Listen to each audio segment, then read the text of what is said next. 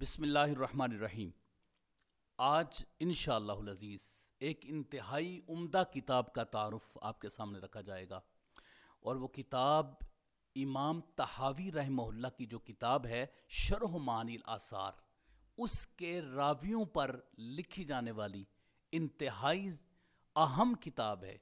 اور اس کتاب کو بہت بڑے امام علامہ بدر الدین عینی رحمہ اللہ نے لکھا ہے۔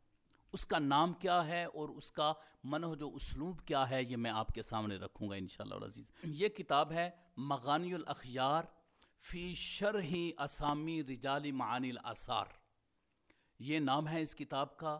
عمومی طور پر سادہ لفظوں میں اس کو مغانی الاخیار کہا جاتا ہے۔ یہ کتاب اس وقت میرے سامنے، اور یہ کل اس کتاب کی 3 جلدیں ہیں جو اس وقت میرے پاس ہیں مغانی الاخیار کی۔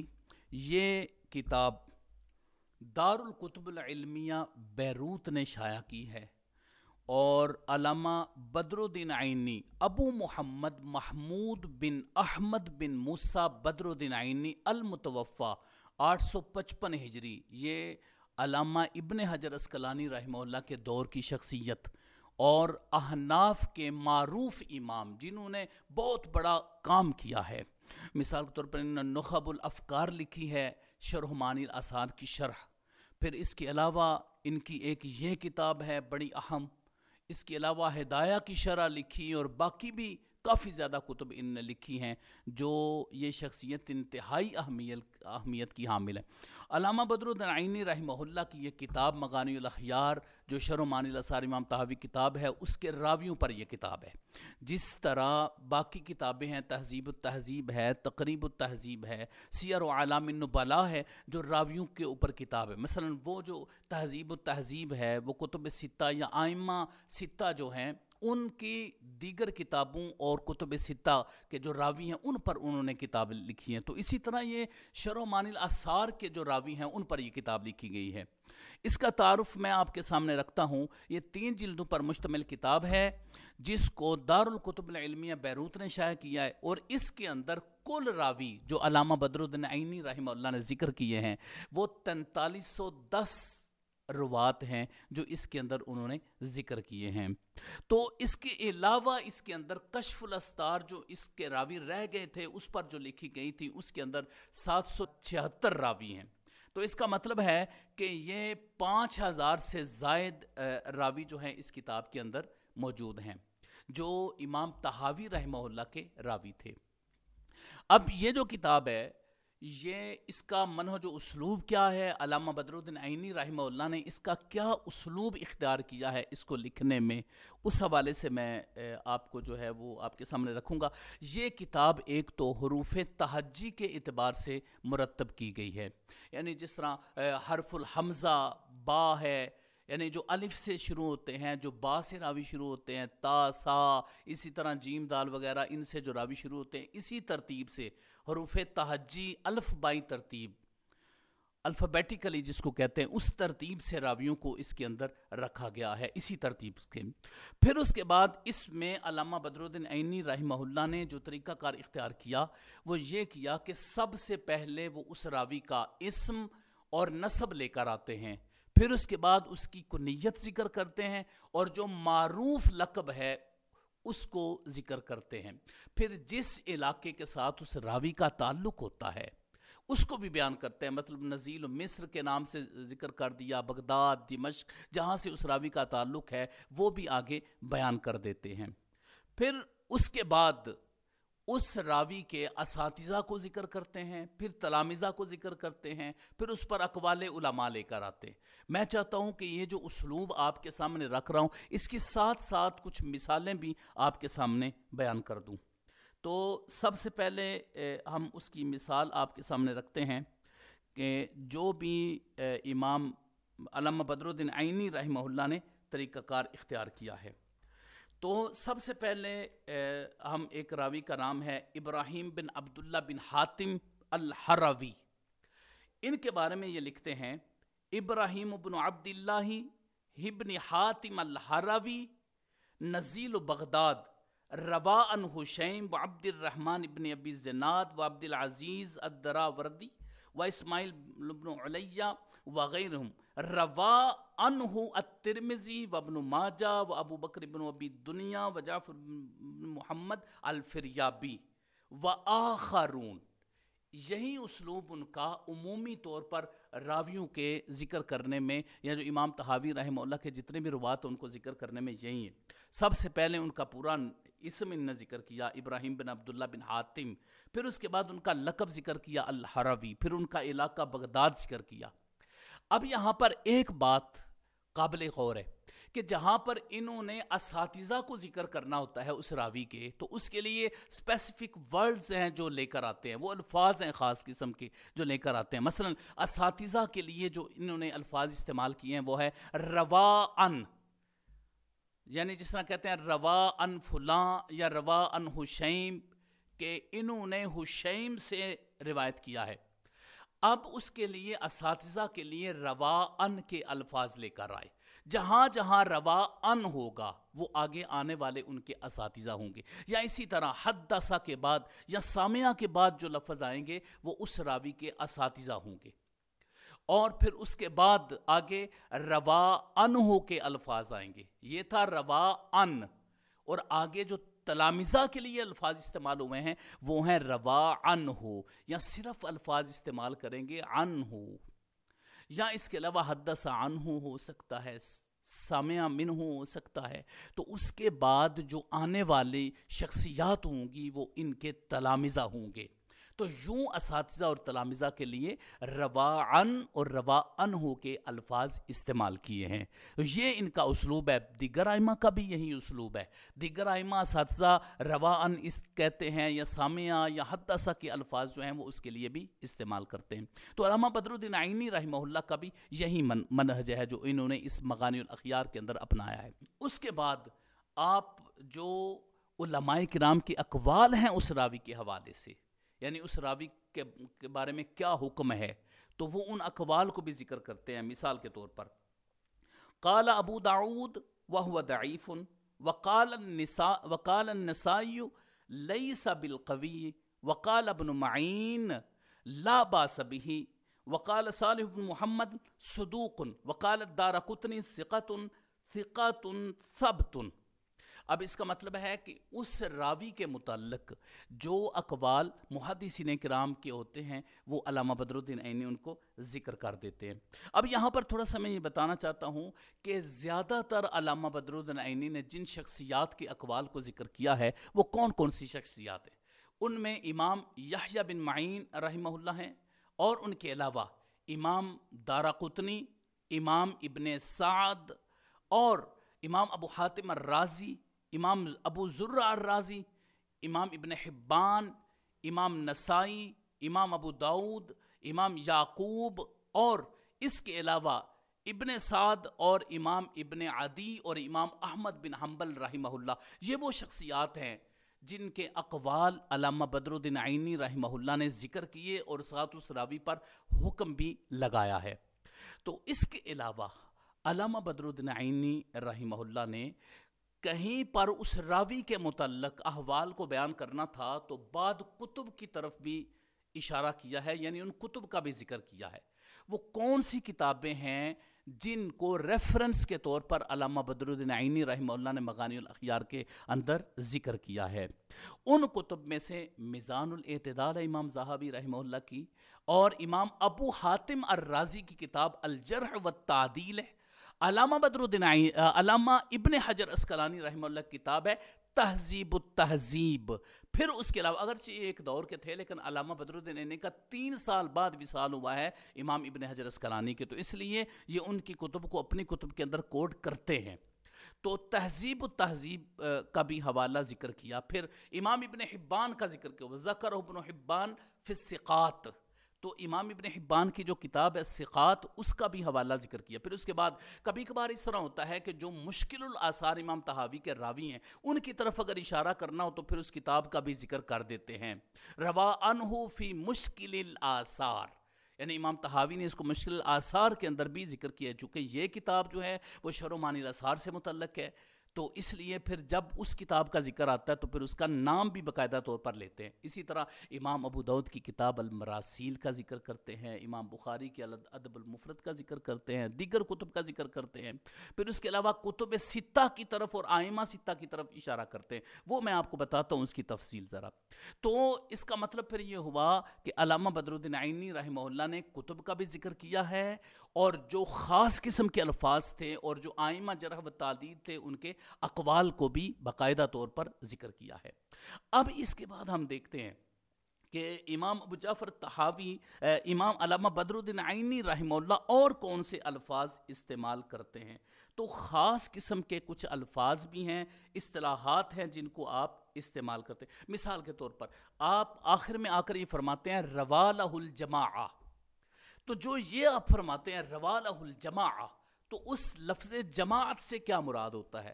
تو یاد رکھیے گا ائمہ نے روا لہ الجماع کا جو لفظ بولا ہے جماعت, اس سے مراد ائمہ کتب ستہ ہے, یعنی 6 کتابیں اس سے مراد لی گئی ہیں. بخاری, مسلم, ترمذی, نسائی, ابو داؤد, ابن ماجہ, ان 6 کتابوں کا اگر وہ راوی ہے تو روا لہ الجماعت کہا, یا انہوں نے اس راوی کی حدیث لی ہو تو اس کے لیے روا لہ الجماع کا لفظ استعمال کیا.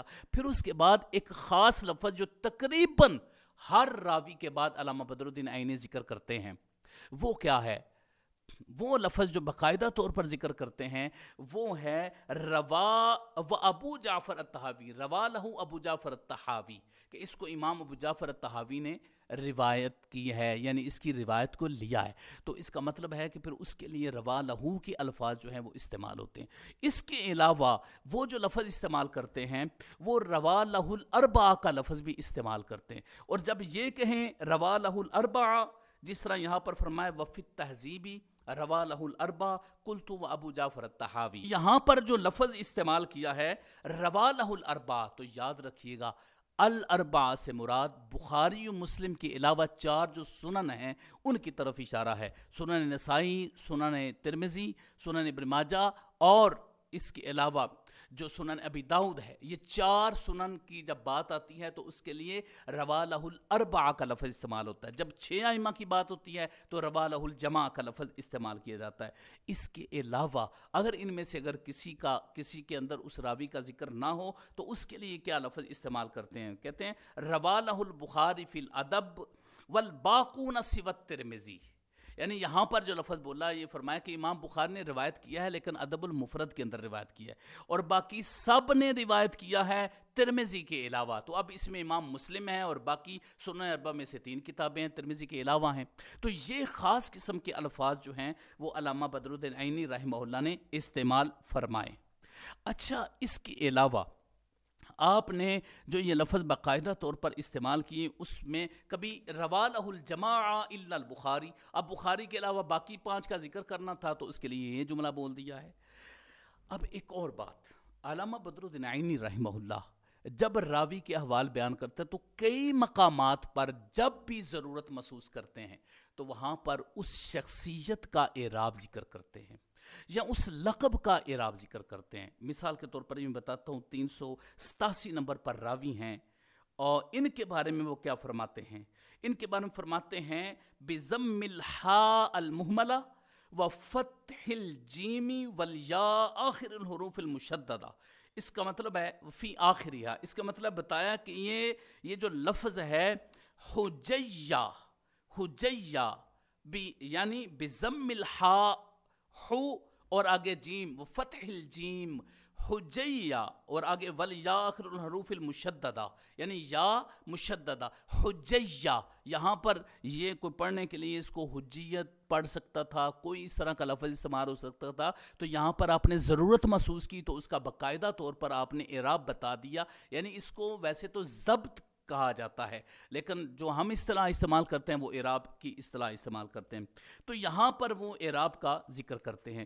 اسی طرح جب کوئی اور نام آتا ہے, جس طرح مثال کے طور پر یہاں پر تھا حر بن السیاح, تو وہاں پر فرمایا بتشدید الیا آخر الحروف وہا محملہ, یعنی سیاح لفظ جو ہے وہ اس کا اعراب آپ نے باقاعدہ طور پر ذکر کر دیا. تو یہ اعراب بھی بتاتے ہیں علامہ بدر الدین عینی کئی مقامات پر تاکہ طالب علم کے لیے آسانی ہو. پھر اس کے علاوہ علامہ بدر الدین عینی رحمہ اللہ جو ہیں وہ کبھی کبھار اس راوی سے مروی احادیث کی جو تعداد ہوتی ہے اس کا بھی ذکر کر دیتے ہیں.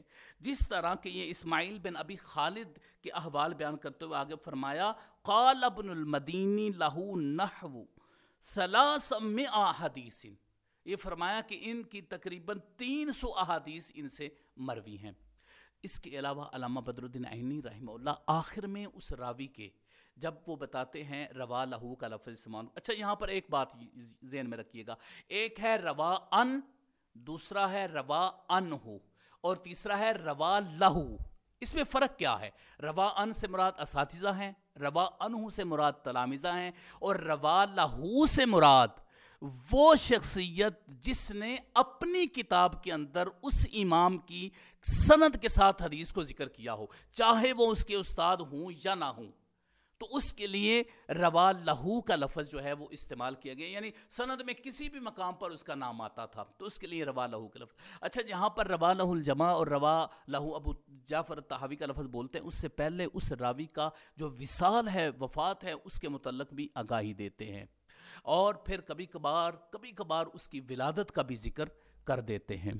اس کے علاوہ اگر وفات میں کوئی اختلاف ہے، نام میں کوئی اختلاف ہے، لقب میں کوئی اختلاف ہے، تو اس اختلاف کے متعلق بھی علامہ بدر الدین عینی جو ہیں وہ اس کو واضح کر دیتے ہیں. اچھا یہ علامہ بدر الدین عینی رحمہ اللہ کا منہج و اسلوب تھا جو میں نے آپ کے سامنے رکھا. کسی مقام پر بوقت ضرورت آپ کوئی حدیث ذکر کرنا پڑے تو آپ حدیث بھی ذکر کرتے ہیں.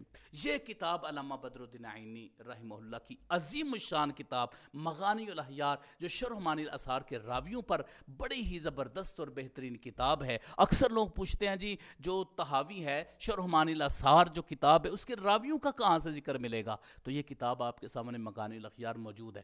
اچھا پھر اس کے علاوہ ایک دو الفاظ اور جو علامہ بدر الدین عینی استعمال کرتے ہیں، میں چاہتا ہوں کہ وہ بھی آپ کے سامنے ذکر کر دوں. ایک تو یہ ہے کہ جب امام طحاوی رحمہ اللہ کے کچھ شیخ کا ذکر کرتے ہیں تو وہاں پر باقاعدہ طور پر لکھتے ہیں شیخ الامام ابی جعفر الطحاوی، باقاعدہ طور پر شیخ کا لفظ لے کر آتے ہیں یا شیخ الطحاوی کا لفظ استعمال کرتے ہیں. اس کے علاوہ دو لفظ اور استعمال کرتے ہیں، آخرون والباقون.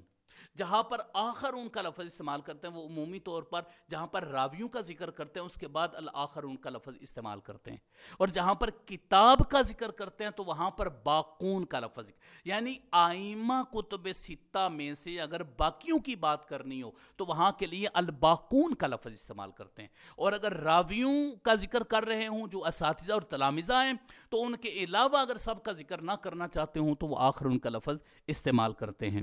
تو یوں علامہ بدر الدین عینی رحمہ اللہ نے انتہائی خوبصورت طریقہ سے مغانی الاخیار کتاب لکھی ہے.